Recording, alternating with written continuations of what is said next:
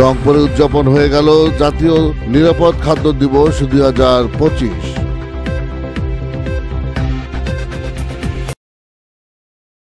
আসসালামু আলাইকুম। এমকে টেলিভিশনে নিয়মিত সংবাদে আপনাদের স্বাগত জানাচ্ছি আমি শারমিন মিনা। এতক্ষণ শুনছিলেন সংবাদ শিরোনাম, এখন ডেস্ক থেকে বিস্তারিত। খাদ্য হোক নিরাপদ, সুস্থ থাকুক জনগণ, এই প্রতিপাদ্যকে সামনে রেখে রংপুরে উদযাপন হয়ে গেল জাতীয় নিরাপদ খাদ্য দিবস 2025।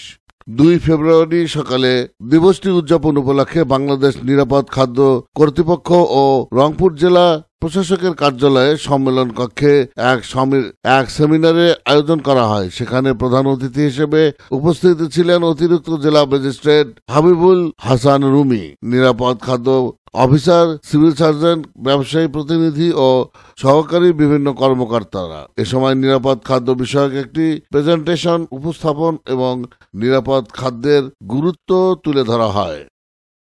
Iftekhar, news desk, MK television. যেটা আমার শরীরে, যেটা আমি খাচ্ছি কিন্তু আমার শরীরের জন্য ক্ষতিকর হতে পারে, সেটাই আমি মানুষ হিসাবে আশাবাদী মানুষ। আমাদের সন্তানদের এই যে এই জায়গাতে আমাদের শেষ করছি এমকে টেলিভিশনের নিয়মিত সংবাদ। এতক্ষণ সাথে থাকার জন্য আপনাদের সবাইকে অনেক অনেক ধন্যবাদ।